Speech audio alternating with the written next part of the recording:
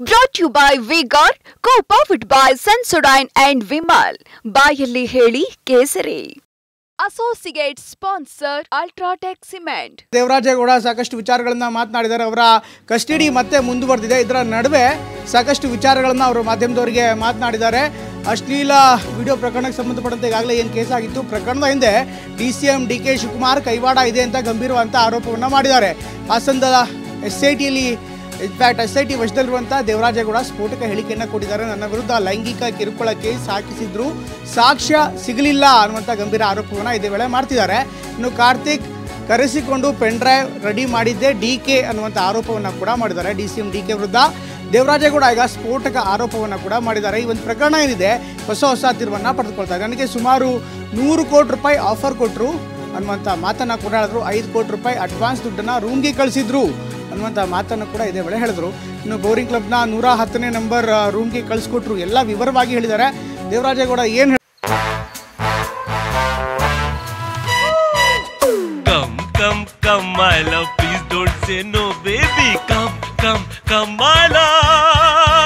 V-Guard ನ air coolers extra large cooling pad ನೊಂದಿಗೆ ಇದು ಎಂತೆಂಥವರನ್ನು ಕೂಲ್ ಆಗಿಸುತ್ತೆ. V-Guard air coolers, long lasting cooling ಹೇಳಿದ್ರು. ಅದನ್ನು ಕೂಡ ನೋಡೋಣ. DCM DK ವಿರುದ್ಧ ಸ್ಫೋಟಕವಾದಂಥ ಮಾತುಗಳನ್ನ ಈಗ ದೇವರಾಜೇಗೌಡ ಹೇಳ್ತಿದ್ದಾರೆ.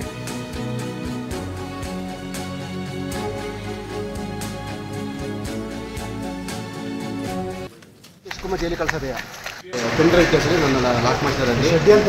ಎಲ್ಲ ಷಡ್ಯಂತ್ರ ಎಲ್ಲ DK ಶಿವಕುಮಾರ್ದು. ಗೌಡ್ರೆ ನೆಕ್ಸ್ಟ್ ಕಣ್ಣು ಹೋರಾಟ DK ಶಿವಕುಮಾರ್ ಜೈಲಿಗೆ ಕಳ್ಸೋದೆಯಾ? ಅಲ್ಲ ಗೌಡ್ರೆ, ಇದರಿಂದ ಯಾರು ಷಡ್ಯಂತ್ರ ಐತೆ? DK ಶಿವಕುಮಾರ್ ಪೆನ್ಡ್ರೈವ್ ಕೇಸಲ್ಲಿ ನನ್ನ ಲಾಕ್ ಮಾಡ್ತಾರೆ. ಎಲ್ಲ ಷಡ್ಯಂತ್ರ ಎಲ್ಲ DK ಶಿವಕುಮಾರ್ದು. ಗೌಡ್ರೆ ನೆಕ್ಸ್ಟ್ ಕಣ್ಣು ಹೋರಾಟ DK ಶಿವಕುಮಾರ್ ಜೈಲಿಗೆ ಕಳ್ಸೋದೆಯಾ? ಅಲ್ಲ ಗೌಡ್ರೆ, ಇದರಿಂದ ಯಾರು ಷಡ್ಯಂತ್ರ ಐತೆ? DK ಶಿವಕುಮಾರ್ ಪೆನ್ಡ್ರೈವ್ ಕೇಸಲ್ಲಿ ನನ್ನ ಲಾಕ್ ಮಾಡ್ತಾರೆ. ಎಲ್ಲ ಷಡ್ಯಂತ್ರ ಎಲ್ಲ DK ಶಿವಕುಮಾರ್ದು. ಗೌಡ್ರೆ ನೆಕ್ಸ್ಟ್ ಕಣ್ಣು ಹೋರಾಟ DK ಶಿವಕುಮಾರ್ ಜೈಲಿಗೆ ಕಳ್ಸೋದೆಯಾ? ಅಲ್ಲ ಗೌಡ್ರೆ, ಇದರಿಂದ ಯಾರು ಷಡ್ಯಂತ್ರ ಐತೆ? DK ಶಿವಕುಮಾರ್ ಪೆನ್ಡ್ರೈವ್ ಕೇಸಲ್ಲಿ ನನ್ನ ಲಾಕ್ ಮಾಡ್ತಾರೆ.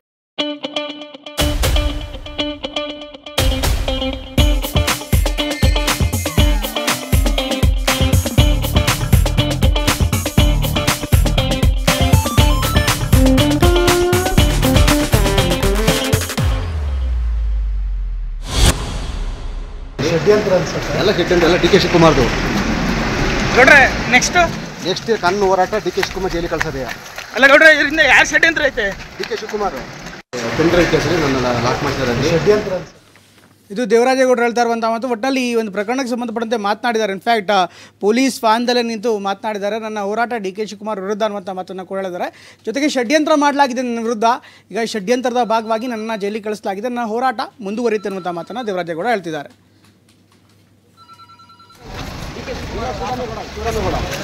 ಹೌದು DK ಶಿವಕುಮಾರ್ ನೇರವಾಗಿ DK ಶಿವಕುಮಾರ್ ಅಂತ ಮಾತಾಡಿದಾರಲ್ಲ. ಕೃಷ್ಣ ಬೇರೆ ಯಾವ ವಿಡಿಯೋ ಐತೆ ಸರ್? ಇದು ಕಾರ್ತಿಕ್ ಹೆಂಡತಿ ಕಿಡ್ನಾಪ್ ಮಾಡಿದ್ರೆ DK ಶಿವಕುಮಾರ್ ಆಡಿಯೋಗಳಿದೆಯಾ? ಇದು ತಗೊಳ್ಳೋಣ. ಇದು ಇನ್ವರ್ಟರ್ AC. ನೀವು ಗ್ಯಾಮ್ಲರ್ ಅಲ್ವಾ? ಗ್ಯಾಮ್ಲರ್ ಜೂಜಾಡ್ತಿರಲ್ವಾ? ನೀವು ಜೂಜಾಡ್ತೀರಾ? ಇಲ್ಲ, ಯಾರು ಏನು ಹೇಳಿದ್ರು ಅಂತ ನೀನು ಎಷ್ಟು ಕಾಸ್ಟ್ಲಿ ಹಾಗೂ ಡೆಲಿಕೇಟ್ AC ತಗೊಂಡು ಸ್ಟೆಬಿಲೈಸರ್ ತಗೊಳ್ಳಿಲ್ಲ ಅಂದ್ರೆ ಇದು ಜೂಜಾಟ ತಾನೇ. ಒಂದೇ ಫ್ಲಕ್ಚುಯೇಷನ್ ಗೆ ನಿಮ್ಮ ಇನ್ವರ್ಟರ್ AC ಪಾರ್ಟ್ಸ್ ಡ್ಯಾಮೇಜ್ ಆಗಬಹುದು. ಅದನ್ನು V-Guard ಉಪಯೋಗಿಸಿ ಸುರಕ್ಷಿತವಾಗಿರಿಸಿ. V-Guard, India's #1 stabilizer. ಎಲ್ಲ ಇದಾವೆ. ನಿಮ್ಮ ಮನೆ ಮೇಲೆ ರೈಡ್ ಆಗಿ ಆರ್ಟಿಸ್ಟ್ ವಶ ಪಡಿಸ್ಕೊಂಡವ್ರೆ. ಸರ್ಕಾರ ಪತನ ಆಗ್ತದೆ. ನಾನು ಹೊರಗಡೆ ಬಂದಿದ್ದೇನೆ, ಸರ್ಕಾರ ಪತನ ಆಗೋದೇವೆ. ನಿಮ್ಮ ಮನೇಲಿ ಎಲ್ಲ ರೈಡ್ ಮಾಡಾರ ಕೊಡ್ರೆ? ಏನ್ ರೈಡ್ ಮಾಡಲ್ಲ ಅಂತ ಏನು ಇಲ್ಲ, ಏನು ಸಿಕ್ಕಲ್ಲ ಅವ್ರಿಗೆ. ಎಲ್ಲಿಟ್ಟಿದ್ರ ಕೊಡ್ರೆ? ಎಲ್ಲನೂ ಎಲ್ಲಿಟ್ಟಿದ್ರ? ಯಾವ್ದೆಲ್ಲಿ ಎಲ್ಲಿಟ್ಟಿದ್ದಾರೆ? ಸಾಕ್ಷಿ ಯಾವ ಸಾಕ್ಷಿ ಇಲ್ಲ ಇದೆ ಅದು.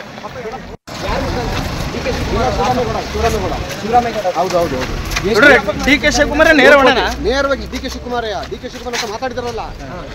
ಕೃಷ್ಣ ಬೇರೆ ಆಡಿಯೋಗಳು ಎಲ್ಲ ಏನ್ ಮಾಡ್ತಾರೆ? ಯಾವ ವಿಡಿಯೋ ಐತೆ ಸರ್? ಇದು ಕಾರ್ತಿಕ್ ಹೆಂಡತಿ ಕಿಡ್ನಾಪ್ ಮಾಡಿದ್ರೆ ನೋಡ್ರಿ. DK ಶಿವಕುಮಾರ್ ಅವರು ನನ್ನನ್ನು ಕರೆಸಿ ಮಾತನಾಡಿದ್ರಲ್ಲಿ, ನೀನು HD ಕುಮಾರಸ್ವಾಮಿ ಮೇಲೆ ಹೇಳು, ಪೆನ್ ಡ್ರೈವ್ನ ಕುಮಾರಸ್ವಾಮಿ ಹಂಚೇರಿ ಅಂತ ಹೇಳಿದರೆ ನೀವು ಏನು ಸಮಸ್ಯೆ ಆಗಲ್ಲ, ನಾನು ಸೆಕ್ಯೂರ್ ಮಾಡ್ತೀನಿ ಅಂತ ಹೇಳಿದರು. ದೊಡ್ಡ ಮಟ್ಟದ ಹಣದ ಆಫರು ಕೊಟ್ಟರು ಅಲ್ಲಿ. ಇದನ್ನೆಲ್ಲ ಹೆಚ್ಚು ಕಡಿಮೆ ಕಾರ್ತಿಕ್ನಿಂದ ಸಂಪೂರ್ಣ ಮಾಹಿತಿಯನ್ನು ಪಡ್ಕೊಂಡಿರೋದು. ಕಾರ್ತಿಕ್ನ ಪೆನ್ ಡ್ರೈವ್ ತರಿಸ್ಕೊಂಡು ಪೆನ್ ಡ್ರೈವ್ ರೆಡಿ ಮಾಡಿದೆ DK ಶಿವಕುಮಾರ್.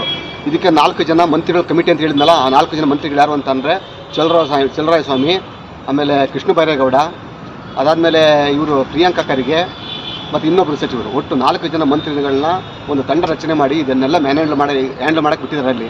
ಈಗ ನಿರಂತರವಾಗಿ ಈಗ ನನ್ನ ಮೇಲೆ ಏನು ಮಾಡಿದ್ರು, ನಾನು ಯಾವಾಗ ಒಪ್ಪಲಿರೋ ನನಗೆ ಒಪ್ಪದೇ ಇದ್ದಾಗ ಏನು ಮಾಡಿದ್ರು, ಈಗಾಗಲೇ ಇಷ್ಟೆಲ್ಲ ದೊಡ್ಡ ಹಗರಣ ಆಗಿರೋದ್ರಿಂದ ಅಲ್ಲಿ ಮೋದಿ ಅವರಿಗೆ BJPಗೆ ಮತ್ತು ಕುಮಾರಸ್ವಾಮಿ ಕೆಟ್ಟ ಹೆಸರು ತರಬೇಕಂತ ಮಾಡಿರಲ್ಲಿ. ನನಗೆ ಸುಮಾರು 100 ಕೋಟಿ ರೂಪಾಯಿ ಆಫರ್ ಕೊಟ್ಟರು.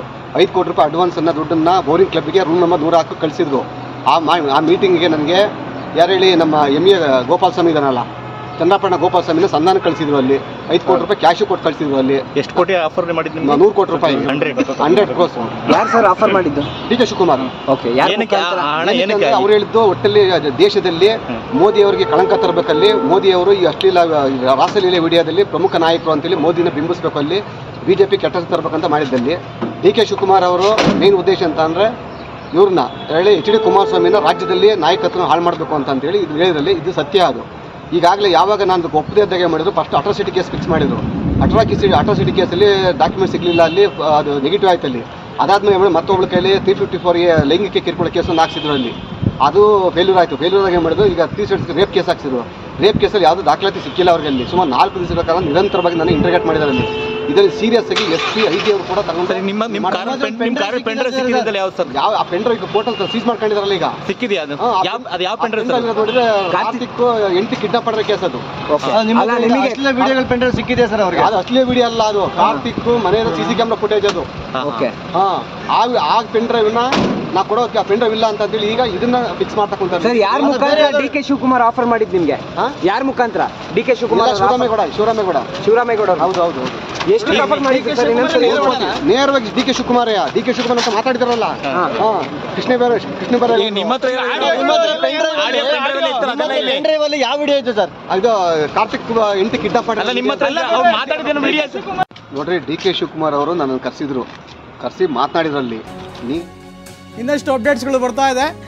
4 ಸಚಿವರ ಕಮಿಟಿಯನ್ನು DMK ನೇಮಕ ಮಾಡಿದ್ರು ಅಂತ ಆರೋಪವನ್ನು ಕೂಡ ಇದೇ ವೇಳೆ ದೇವರಾಜೇಗೌಡರು ಮಾಡ್ತಿದ್ದಾರೆ. DCM DK ವಿರುದ್ಧ ದೇವರಾಜೇಗೌಡ ಸ್ಫೋಟಕ ಆರೋಪವನ್ನು ಮಾಡಿದ್ದಾರೆ. 4 ಸಚಿವರ ಒಂದು ಕಮಿಟಿ ಇತ್ತು ಈ ಒಂದು ಕೇಸ್ ಮಾನಿಟರ್ ಮಾಡೋದಕ್ಕೆ. ಚಲುವರಾಯಸ್ವಾಮಿ, ಕೃಷ್ಣ ಬೈರೇಗೌಡ, ಪ್ರಿಯಾಂಕ್ ಖರ್ಗೆ ಹಾಗೂ ಇನ್ನಿತರ ಸಚಿವರನ್ನ ಸೇರಿ ಒಂದು ಕಮಿಟಿಯನ್ನು ಮಾಡಿದ್ರು. ನನಗೆ ಆಫರ್ಗಳ ಮೇಲೆ ಆಫರ್ಗಳನ್ನು ಕೊಟ್ಟಿದ್ರು, 100 ಕೋಟಿ ರೂಪಾಯಿ ಆಫರನ್ನು ಕೊಟ್ಟಿದ್ರು ಅನ್ನುವಂಥ ಮಾತನ್ನು ಕೂಡ ಇದೇ ಸಂದರ್ಭದಲ್ಲಿ ಹೇಳ್ತಾರೆ. 4 ಮಂತ್ರಿಗಳನ್ನ ಈ ಒಂದು ಪ್ರಕರಣವನ್ನು ಸಂವೇದನಾಶೀಲತೆಯಿಂದ ತಕ್ಷಣವೇ ಆರಾಮ ಪಡೆಯಿರಿ. ಸೆನ್ಸೊಡೈನ್ ರ್ಯಾಪಿಡ್ ರಿಲೀಫ್ ಜೊತೆಗೆ ಹ್ಯಾಂಡಲ್ ಮಾಡೋದಕ್ಕೆ DK ಶಿವಕುಮಾರ್ ಇಟ್ಟಿದ್ರು ಅನ್ನುವಂಥ ಗಂಭೀರ ಆರೋಪವನ್ನು ದೇವರಾಜೇಗೌಡ ಮಾತನಾಡ್ತಾ ಇದ್ದಾರೆ. ಈಗ ಅವರ ಪ್ರತಿ ಮಾತುಗಳು ಕೂಡ ಸಹಜವಾಗಿ ದೊಡ್ಡ ಸಂಚಲನ ಸೃಷ್ಟಿ ಮಾಡೋ ಸಾಧ್ಯತೆ ಇದೆ. 4 ಸಚಿವರ ಕಮಿಟಿಯನ್ನು DK ನೇಮಕ ಮಾಡಿದ್ರು ಅನ್ನುವಂಥ ಗಂಭೀರ ಆರೋಪವನ್ನು ಕೂಡ ಇದೇ ವೇಳೆ ದೇವರಾಜೇಗೌಡ ಮಾಡಿದ್ರು.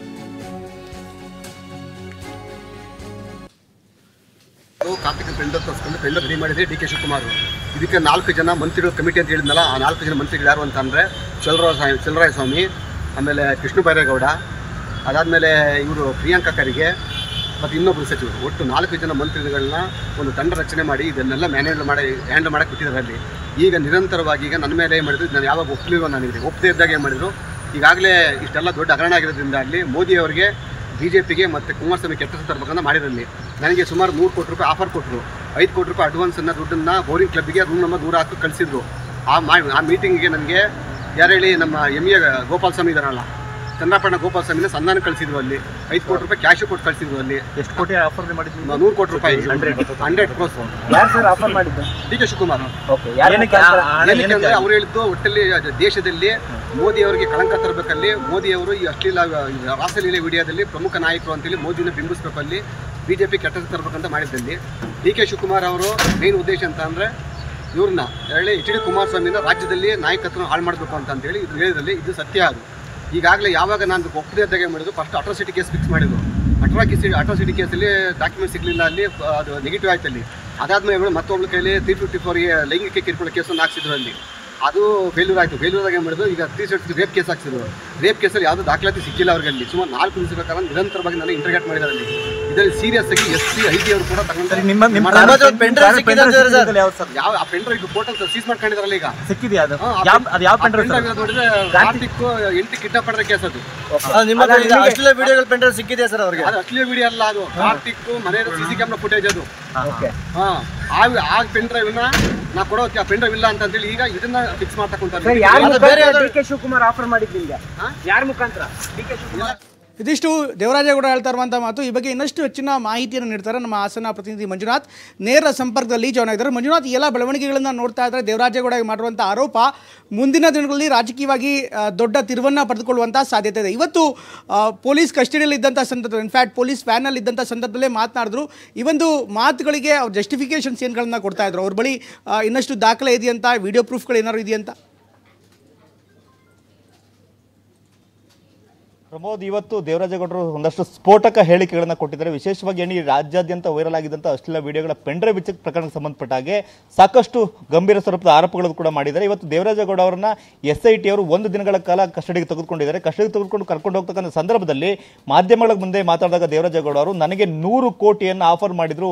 ಇಡೀ ಪ್ರಕರಣದಿಂದ DK ಶಿವಕುಮಾರ್ ಇದ್ದಾರೆ, ಅವರು 4 ಜನ ಸಚಿವರ ಒಂದು ತಂಡವನ್ನು ರಚನೆ ಮಾಡಿದ್ರು. ಅದರಲ್ಲಿ ಪ್ರಿಯಾಂಕ ಖರ್ಗೆ ಇದ್ದಾರೆ, ಚಲುವರಾಯಸ್ವಾಮಿ ಇದ್ದಾರೆ, ಹಾಗೆಯೇ ಇನ್ನೂ 2 ಸಚಿವರಿಗೆ ಒಟ್ಟು 4 ಜನರ ಸಚಿವರ ತಂಡವನ್ನು ರಚನೆ ಮಾಡಿದ್ರು. ಅದ್ರ ಮೂಲಕ ಎಕ್ಸಿಕ್ಯೂಟ್ ಮಾಡಿಸ್ತಾ ಹೋದ್ರು. ನನಗೆ 100 ಕೋಟಿ ಆಫರ್ ಮಾಡಿದ್ರು, ಜೊತೆಗೆ 5 ಕೋಟಿ ಅಡ್ವಾನ್ಸ್ ಅನ್ನು ಕೂಡ ಕೊಟ್ಟು ಕಳಿಸಿದ್ರು. ಅವರ ಮುಖ್ಯ ಉದ್ದೇಶ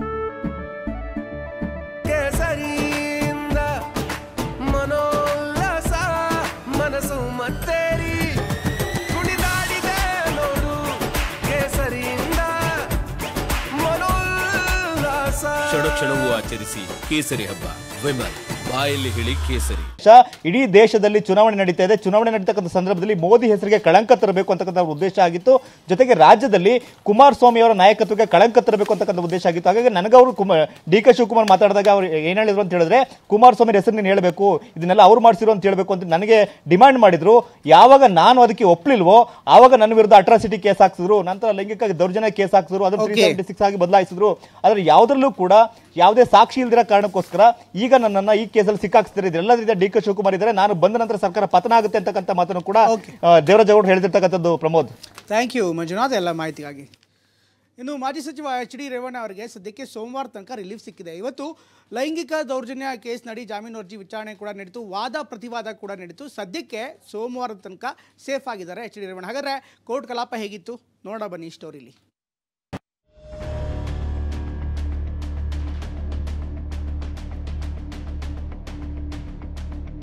ಲೈಂಗಿಕ ದೌರ್ಜನ್ಯ ಆರೋಪ ಎದುರಿಸುತ್ತಿರುವ ರೇವಣ್ಣಗೆ ಸದ್ಯ ರಿಲೀಫ್ ಸಿಕ್ಕಿದೆ. ವಾದ ಪ್ರತಿವಾದ ಆಲಿಸಿದ ಕೋರ್ಟ್ ಸೋಮವಾರದವರೆಗೆ ಆದೇಶ ಕಾಯ್ದಿರಿಸಿದೆ. ಮೇ 20ಕ್ಕೆ 42ನೇ ACMM ಕೋರ್ಟ್ ಆದೇಶವನ್ನ ಕಾಯ್ದಿರಿಸಿದೆ. ಹೀಗಾಗಿ ಸೋಮವಾರದವರೆಗೆ ಮಧ್ಯಂತರ ಜಾಮೀನು ಮುಂದುವರೆದಿದೆ.